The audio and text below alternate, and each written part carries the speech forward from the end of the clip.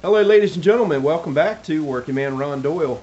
I am at my girlfriend Sarah Peterson's house, and we have got a pellet stove cleaning video for you. I've got a wood stove that I've been burning since the age of 19 that I've been using in my house, and I'm thinking about going to a pellet stove. This is a very appealing option, burning about one bag a day. It seems more economical and less trouble to do pellets than it is firewood. And I asked her some general questions about it and asked her if she was interested in doing a video now and then. But this is Sarah Peterson, and she's going to give us a little demonstration on how to do the general cleaning of this thing. Hopefully you all enjoy. Stay tuned. So I placed the towel down because I don't want, some of the ash will come out. So I just kind of use an old towel, and then it's cooled off, so I'm going to open this up. And it's all magnetic, and then there's another screen flash protector there. And what I'm going to do is, this is all the ash is in here. And it's about, we do cleaning about every 2 weeks. Yeah, that's fine.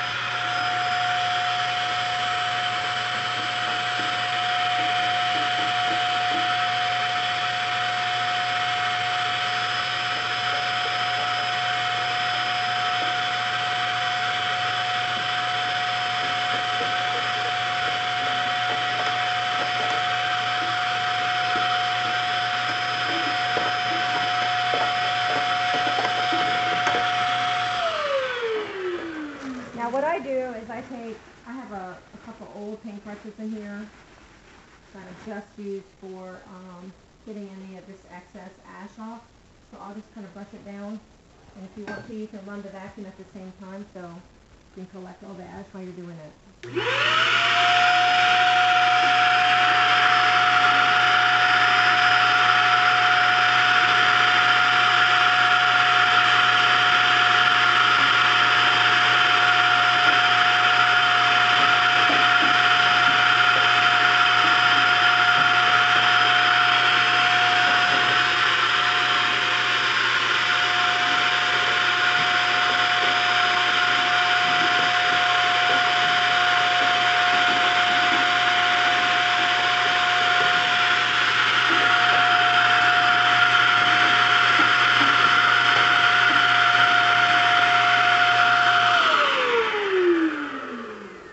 Now there's another section in here I do almost about once a month, and I always have a straight edge screwdriver, and there's like these clips on the side, and you want to just kind of pop them down, and they kind of hold this really heavy plate behind it.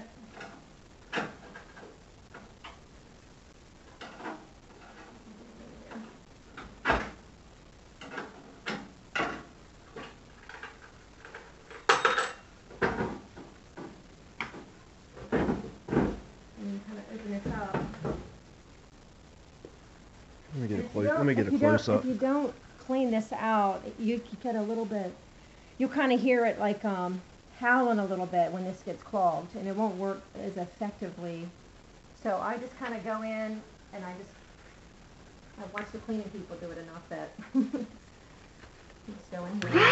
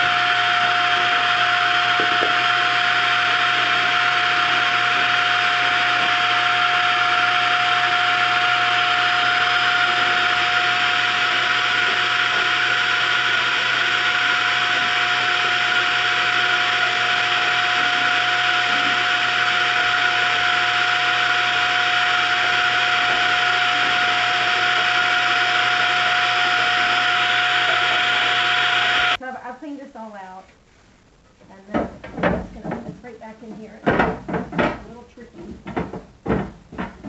It looks fairly heavy, is it? It is a little heavy. It's got to be just right. So it's in there pretty snug. And then you're going to put these back on and then lock it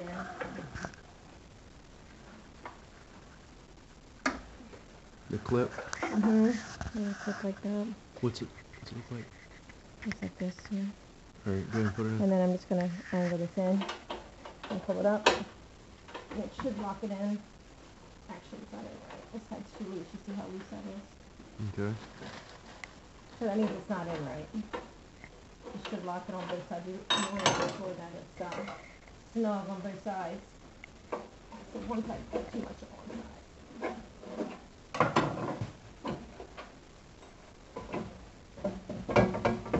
So you're trying to center it. I'm trying to center it. Yeah. Okay.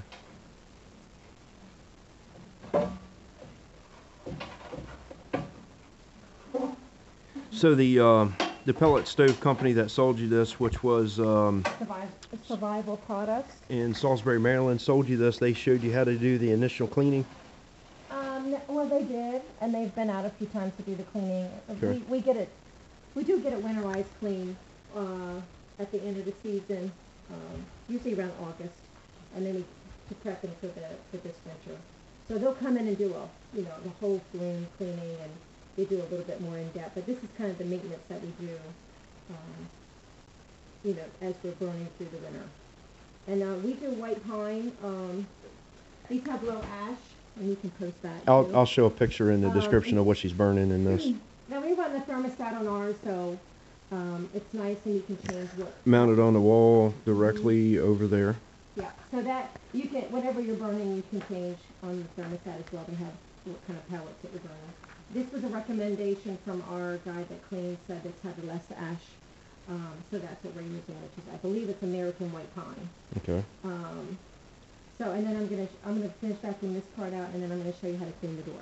Okay, and this, ladies and gentlemen, is a stone fireplace, but it is a wood frame construction. It has a sheet metal baffle that's on the inside. The flue pipe goes up into it. Mm-hmm. Now, is there anything? Go ahead. Go ahead.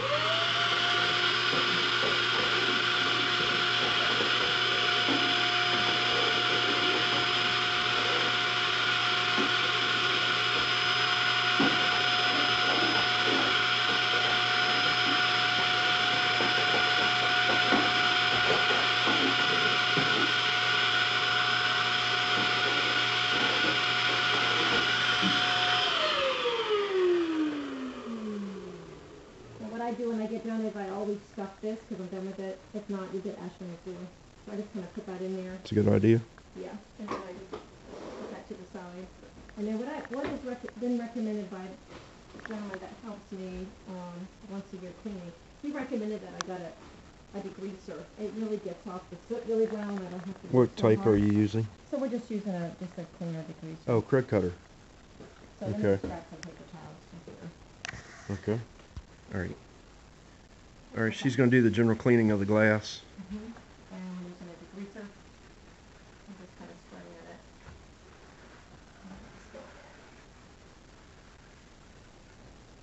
it. Well, that came clean quick.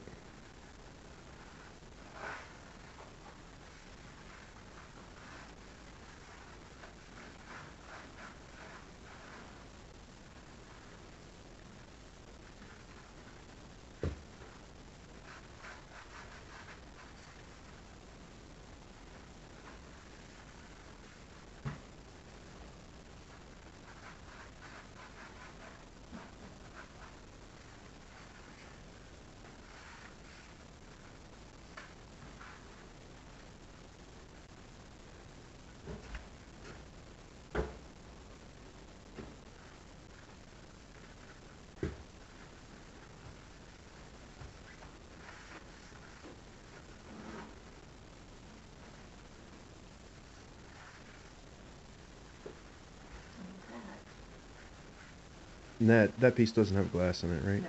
All right. That's all done. Just wipe it down. Now, what about some of these have a clean out rod that you shake and there's a tray at the bottom. Where's the rod at? Yeah. So you want to kind to make sure that this is cleaned out. We just cleaned this out yesterday, so there's not much in here. But you don't want this to overfill because it is, if it gets too hot in this pan, it can actually hurt your stove if you get this too full. Okay, now does this one have a clean out rod like the other stove you have? No, it does not. It does not. This okay. is it right here. So okay. I just double check this about once a week. Okay. And that is about it. I think we've had this since 2006. I think the thing that we've only had a repair on it is probably twice we've had to change the igniter.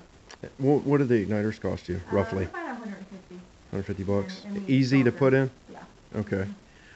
Yeah, I was telling Sarah I was thinking about interested in changing from a general wood stove with all the cleaning of the chimney and the aggravation of doing all the wood and the processing and all, and it appears that a pellet stove is a lot less maintenance, a little bit more on the product, but it's consistent and it's thermostatically controlled, unlike a wood stove.